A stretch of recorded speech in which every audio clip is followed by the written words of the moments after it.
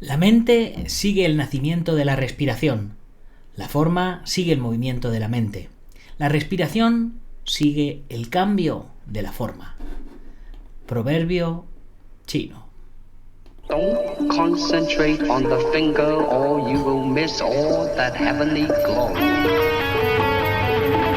Empty your mind, be formless, shapeless.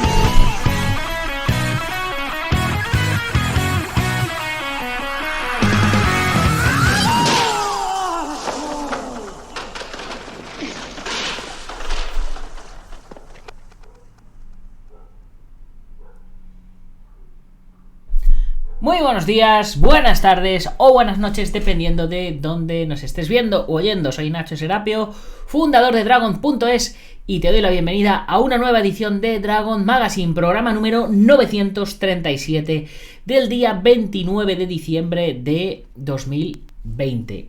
A ver si acabamos ya el año o a ver qué pasa. El otro día había un meme en el que se veía que ponía la vacuna la van a poner el 27 o el 29, porque si la ponen el día 28 iba a ser muy descarado, ¿no? En fin, que aquí seguimos al pie del cañón con ese espíritu navideño que nos ha traído al mundo y bueno, vamos a continuar en nuestro programa con un viaje mágico. Todavía nos queda una semanita de cuentos, así que vamos a seguir dándole caña. Ya sabes que tienes que unirte a la comunidad Dragon, que subimos los precios el año que viene. El año que viene voy a pegarle un cambiazo a la comunidad Dragon que bueno, no sé de dónde voy a sacar el tiempo, ¿vale? Así entre tú y yo. No sé de dónde voy a sacar el tiempo, pero los planes que tengo para la web y demás es hacerle un restyling y que creo que va a gustar mucho, y pues tanto a vosotros como a mí, y bueno, estoy ahí dándole vueltas. También a lo mejor ponérmelo abajo en la cajita de comentarios. A lo mejor en lugar de hacer 5 podcasts a la semana, hago 3. Hago lunes, miércoles y viernes, y los martes y jueves sigo generando contenido, pero en mi otro canal, en el del Guerrero Interior. Empezaré a subir a lo mejor lo del reto de los 100 días, que empecé a subir en el canal de Dragons Artes Marciales para los patrocinadores de la película, y a lo mejor lo empiezo a subir en abierto en el otro canal para la gente que, bueno, pues que sí, que le gusta este tipo de retos de 100 días que suelo hacer y tal, y entonces, claro, pues necesito tiempo para poder ir editando todas las cosas, y es que la vida no me da.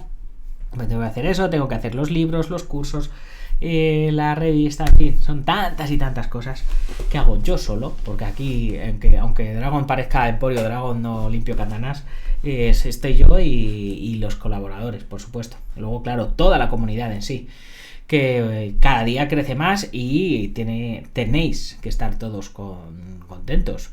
Es posible también que en lugar de hacer 3 cursos en cada bloque de cursos, haga solo 2 cursos y un entrenamiento en directo a la semana. 2 cursos y un entrenamiento en directo para los miembros de la comunidad. También comentarme qué os parece la idea. Yo os las voy soltando y vosotros pues me decís. ¿Que no me decís nada? Pues seguiré haciendo lo que me dé la gana, y al que le guste bien y al que no, que no.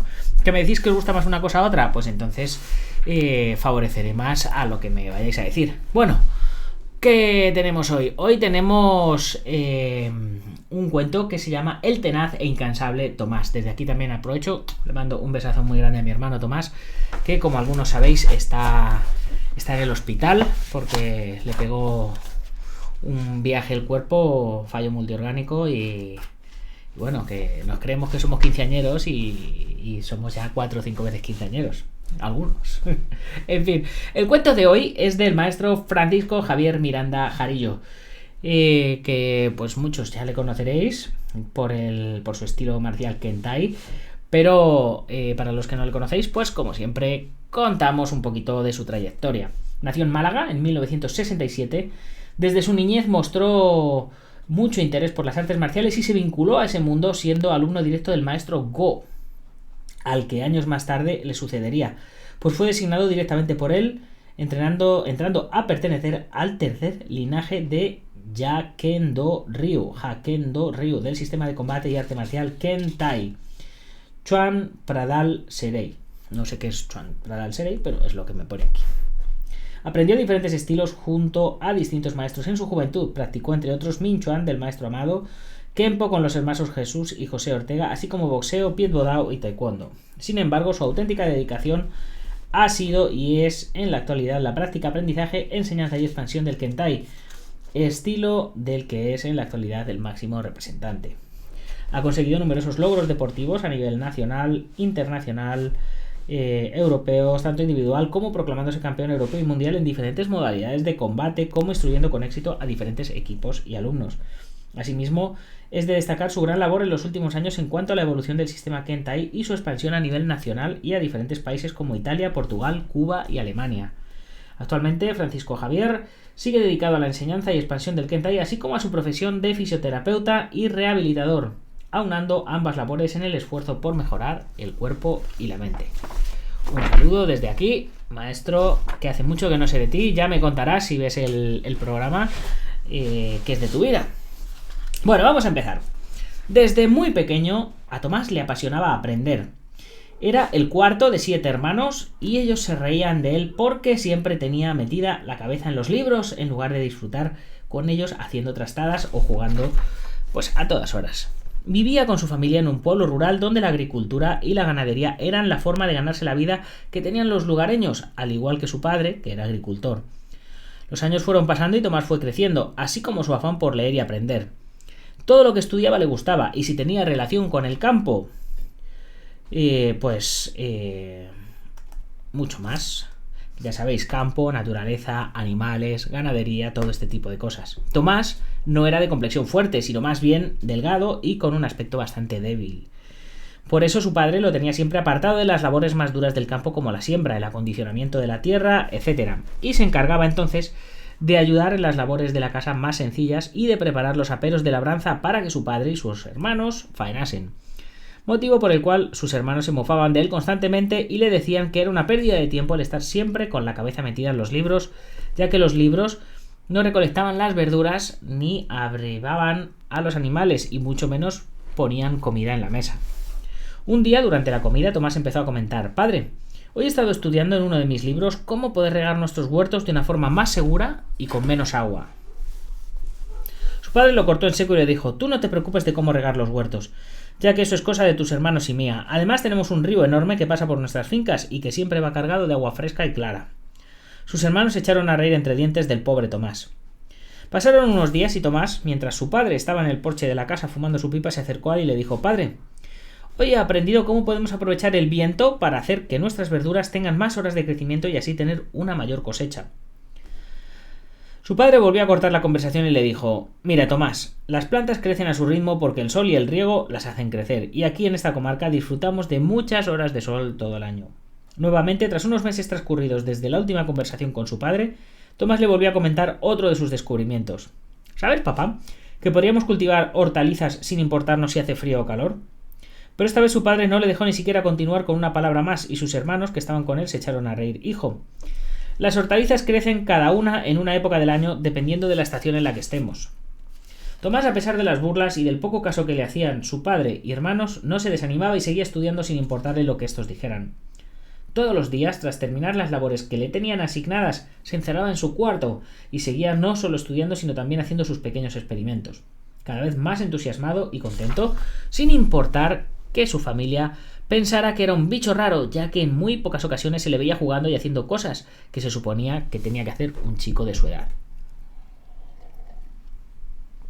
Los años fueron pasando y Tomás siguió estudiando y estudiando sin desalentarse hasta convertirse en todo un hombre. Como era natural, sus padres ya eran prácticamente unos ancianos y sus hermanos se encargaban entonces de la finca, por supuesto sin tener en cuenta a Tomás ni siquiera para las tareas más sencillas. Durante todas las temporadas las cosechas fueron fantásticas y prósperas, ya que, como solía decir el padre de Tomás, sus terrenos estaban en una zona privilegiada con un gran río, una buena orientación y muchas horas de sol. Pero un año, simplemente por capricho de la naturaleza, esto cambió y el sol apenas apareció, o aparecía demasiado abrasador. El agua de la finca empezó a escasear, pues aquel año apenas llovió, y la tierra empezó a dejar de producir con tanta generosidad. Las temporadas pasaban y no salían las cosechas adelante como antes, por lo que la economía de la familia empezó a escasear. Los hermanos de Tomás consultaron a su padre cómo se podía remediar esa mala racha que estaban pasando, ya que de seguir así no podrían soportar mucho tiempo y perderían incluso las fincas por no poder mantenerlas.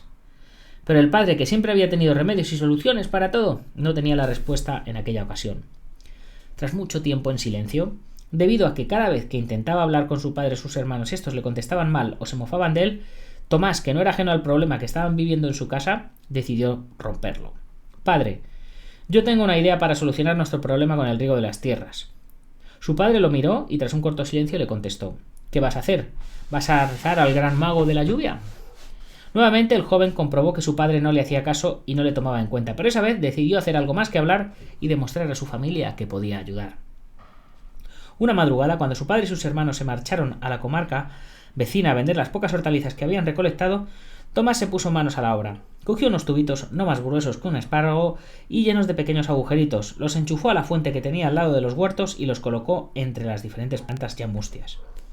Por la noche, cuando llegaron su padre y hermanos extenuados, muy desanimados por el poco dinero conseguido por la pequeña cosecha que habían vendido, era muy tarde ya, pero a la mañana siguiente uno de sus hermanos se levantó temprano para intentar regar los huertos con la fresca, ya que si avanzaba más el día debido al poco caudal del río, el sol evaporaría el agua y las plantas se secarían, y al ver el huerto lleno de extraños tubos por todas partes, corrió como alma que lleva el diablo a su casa, dando alaridos para despertar a su padre. Este se levantó de un brinco para acompañar a su hijo al huerto. También se levantó Tomás y los acompañó. ¿Qué es eso?, preguntó el padre sorprendido. Tomás, que no se había atrevido la noche anterior a decirles nada porque habían llegado tarde, cansados y enfadados, le explicó entonces a su padre: esos tubitos los puse yo, padre, porque al no haber mucha agua, de esta forma se aprovecha. Por esos agujeritos caen pequeñas gotas a la planta, regándola sin desaprovechar nada de agua. Su padre lo miró un poco incrédulo, pero también observó que esa mañana las plantas estaban más erguidas y que tenían un aspecto más saludable y colorido, así que decidió dar unos días de voto de confianza al invento de Tomás. Tras una semana escasa desde que Tomás pusiera esos extraños tubos y después de que se encargara él directamente de su cuidado, no solamente se regaron los huertos correctamente con el poco caudal que tenía, sino que la producción creció y esa semana pudieron vender más y mejores hortalizas. Qué lástima no haberte escuchado antes, hijo. Podríamos haber puesto tu invento y aprovechado la temporada de sol, que está a punto de acabar dejando paso al invierno. No te preocupes, papá. Tengo otra idea con la que podemos solucionar eso. Y a diferencia de otras veces, esta vez su padre lo escuchó y sus hermanos no se mofaron de él. Tomás, animado por el cambio de actitud, les empezó a contar sus ideas e inventos, productos de su estudio y aprendizaje. En menos de un mes, colocó un pequeño molino de viento que conectó a unas baterías cargadas de luz. De esta forma, las plantas tendrían más horas de luz y crecerían antes. También hizo una casa de plástico duro para proteger del aire y el frío a las plantas de los huertos y crear humedad en su interior. Así podrían cultivar cualquier hortaliza sin importar la fecha ni la estación del año. Los huertos fueron produciendo cada vez más y con una gran calidad. Tanta era la producción que enseguida empezaron a vender a toda su comarca y a las vecinas. Tomás se ganó el respeto y admiración de su padre y hermanos, que reconocieron la gran labor que había hecho. No tardó mucho en correrse la voz entre los lugareños sobre los inventos del pequeño Tomás, y fueron pidiéndole que les ayudase con sus tierras y que les enseñase cómo mejorar sus cosechas. Con el tiempo, Tomás fue conocido en todos los lugares como un gran inventor, y esto fue posible gracias a su gran capacidad de estudio y aprendizaje, pues había demostrado ser tenaz e incansable, ganándose el respeto de sus familiares y vecinos. Y con esto, chicos, terminamos este cuento de hoy. Como veis, ha sido un cuento cortito, pero ya os dije, unos días será un cuento más largo y otros días será un cuento más corto, dependiendo del autor. Pero bueno, chicos, espero que os haya gustado. Lo más importante, que hayáis pillado la moraleja, y dejadme abajito en la caja de comentarios cuál pensáis que es la moraleja, qué conocimiento, qué idea sacáis de este cuento, y yo encantado de escuchar vuestras opiniones. A mí me parece como moraleja que todo es cuestionable en esta vida, que no tenemos que hacer las cosas simplemente por el hecho de que nuestros antepasados o predecesores las hicieran de una manera en concreta. Está muy bien aprender a hacer las cosas como las hacían antes, pero todo es susceptible de mejora y todo es cuestionable. Llevándolo a las artes marciales, mucha gente hace pues el karate, el taekwondo, el kung fu, el no sé qué, tal como se hacía antiguamente, tal como hicieron los maestros, tal, pero realmente ellos vivían en otra época, ellos no conocían los sistemas de pedagogía y de biomecánica, de preparación física que se conocen hoy en día. Hoy día tenemos un montón de aparatos de entrenamiento mucho más modernos que los que había en aquel momento. Entonces, si no estás implementando todos los conocimientos que hay actuales a lo que ya aprendiste, pues estás perdiendo oportunidades de mejorar, estás perdiendo tiempo y no estás haciendo lo que los antiguos hicieron. Porque al final, Ueshiba con el Aikido, ¿qué hizo? Mejoró lo que él había aprendido, el Aikido Jiu-Jitsu. Funakoshi con el karate, ¿qué hizo? Pues mejoró el Okinawa-te, lo adaptó.